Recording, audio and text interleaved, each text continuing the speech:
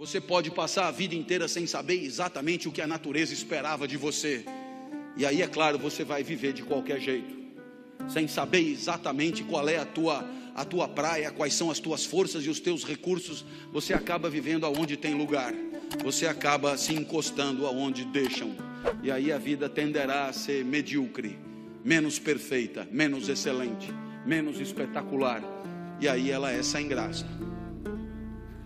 Assim foi a minha até os 13 anos, completamente sem graça.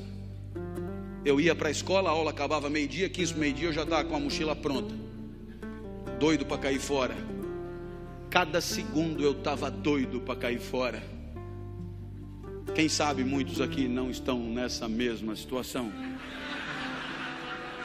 Último dia de congresso, sábado depois do almoço, as malas na porta, voo iminente, e esse cara falando de Ulisses e Calipso. Realmente, viu? Olha onde eu fui parar. Depois da aula meu pai me obrigava a nadar. Eu detestava nadar. Eu fazia revezamento com um cara que esse sim era nadador por natureza, chamado Ricardo Prado. Esse era bom de bola. Eu fazia revezamento com ele, ele caía, nadava primeiro, ele abria uma diferença enorme do segundo colocado, aí caía eu e os adversários se aproximavam perigosamente. Apesar de mim, a gente ganhava. Eu fazia de tudo pela derrota. Eu detestava nadar. No domingo meu pai me levava no Morumbi para ver jogo. 90 minutos esperando terminar. Enquanto ele torcia, eu descascava amendoim. Ele tinha que me avisar: foi gol. Aí eu fingia vibrar para ele não ficar chateado, e ele dizia: foi gol dos caras, caralho, cala a boca que nós vamos apanhar. Meu pai também me levava em escola de arte. É tão legal arte, não é? Para artistas. Tinha aula de argila. É insuportável a aula de argila, você sabe disso. Eu sempre fazia um cinzeiro. Eu tinha que dizer que era um cinzeiro sempre. Pior do que argila, só origami. Origami, coisa do demônio em japonês. Uma folha de papel, 360 dobras na ordem certa para você chegar num fascinante passarinho que você chucha no rabo e ele abana as asas. Errou uma dobra, fudeu o passarinho. Nunca o meu passarinho abanaria as asas quando chuchado no rabo. Com uma semana a mulher já chamou o meu pai e disse: com seu filho aqui temos 3 tipos de aluno. Primeiro tipo, super talentosos, serão grandes artistas. O segundo tipo, não tem tanto talento, mas estão aí se divertindo. E o terceiro tipo é o seu filho. Ele não é daqui, ele é Ulisses na ilha de Calipso. Ele está fora de lugar. Mas aí aos 13 anos a vida mudou. O professor de geografia entrou no primeiro dia de aula. Imagine isso em 1978, nos Jesuítas de São Paulo, Colégio São Luís, na Avenida Paulista. O professor de geografia entra e diz: eu não vou dar aula, o curso será todo de seminários dados pelos alunos. Teve um sorteio de temas.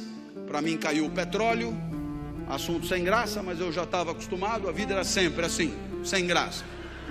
Fui para casa estudar. Na época me chamavam de CDF, hoje me chamariam de nerd. Eu tirava 10 em tudo, mas não vibrava com nada. No meio do semestre chegou a minha vez. Subi num palquinho da classe, olhei para a classe e estava apinhado de gente. Imagina um lugar apinhado de gente. Colegas de outras classes vieram assistir. Os professores deixaram que viessem e vieram junto. Eu tinha fama de doido, isso ajudava a atrair as pessoas. Eu era muito esquisito quando eu era criança.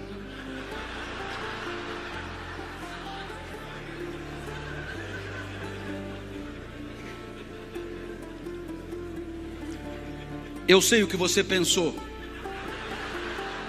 mas eu era muito mais esquisito quando eu era criança. Eu sei que pela primeira vez, quando eu olhei todo mundo ali, eu me senti bem. Foi legal estar onde eu estava. Pela primeira vez eu me senti Ulisses em Ítaca. Pela primeira vez eu estava no lugar certo. Aristóteles do lado comemorava.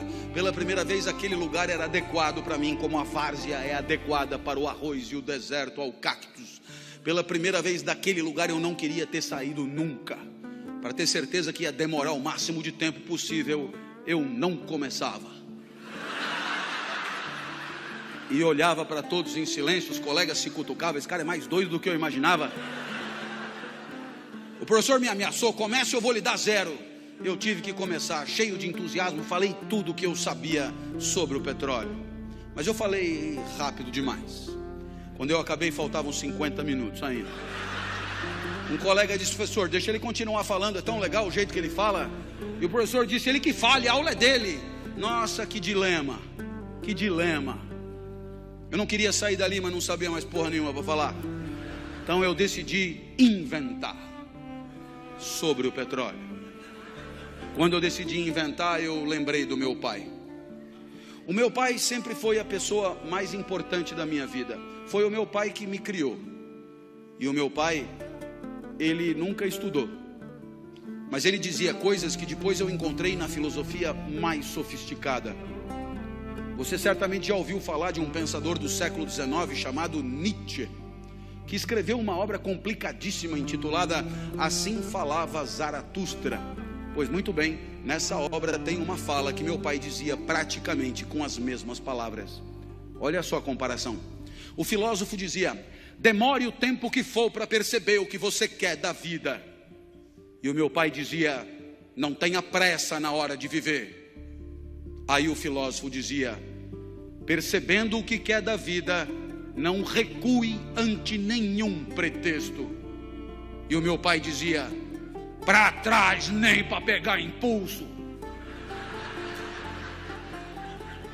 O filósofo dizia: não recue, porque não falta no mundo quem queira te dissuadir. E o meu pai dizia: não recua, porque o mundo está cheio de gente querendo te fuder. E o meu pai ainda sempre acrescentava com carinho para mim: seu bosta. Eu lembrei do meu pai, eu me empertiguei, ali não tinha mais como recuar. E eu disse: bem, o que eu falei até aqui está no livro de vocês, é só ler. Tá fácil. A partir de agora eu peço que anotem, porque o que eu disser não está escrito em lugar nenhum. Olhei para trás e vi que o professor arriou os óculos intrigadíssimo. Eu tive medo, mas eu lembrei do meu pai. Seu bosta. Ali não tinha mais volta. E eu comecei: não adianta nada ter petróleo no seu território se o petróleo não presta. Tem petróleo bom, mas tem petróleo ruim. Tem petróleo que não energiza nada. O petróleo não tem a mesma qualidade pelo mundo afora. Da onde eu tirei isso, não me pergunte. Mas dando palestra na Petrobras, eles me garantiram: a intuição é perfeita. Tinha petróleo que não presta mesmo. Tem petróleo que não energiza nada. Eu já sabia aos 13 anos. Então eu me levantei mais e disse: todo mundo sabe que o melhor petróleo do mundo é o petróleo da Romênia. Começaram a anotar. Eu achei fascinante que anotassem. Então eu expliquei: do norte da Romênia, claro, região da Sildávia. A Sildávia não existe. Eu tirei das aventuras de Tintim. Eu olhei para trás e vi que o professor balançava incrédulo. Ele não devia entender nada daquilo. Eu não sei nem onde fica a Sildávia. Esse cara não pode estar zoando com a minha cara. Eu vi que era hora de quebrar ele no meio, aproveitar a fragilidade dele. Perguntei: o senhor sabia disso? Ele olhou apavorado e disse: não, não sabia. Eu falei: então anota para aprender alguma coisa.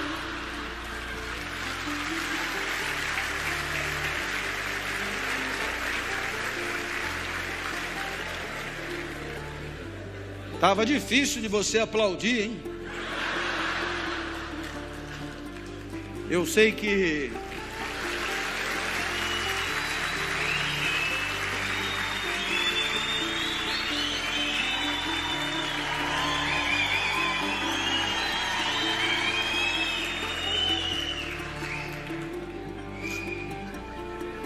Vamos fazer desse evento um evento inesquecível. Eu vou fazer o melhor que eu puder aqui. Pode vir comigo? Eu sei que eu continuei falando o que me vinha na cabeça, porque eu não precisava lembrar de mais nada. Falei de petróleo na Ilha do Bananal, em Fernando de Noronha, em Madagascar. Um colega disse: dá para repetir?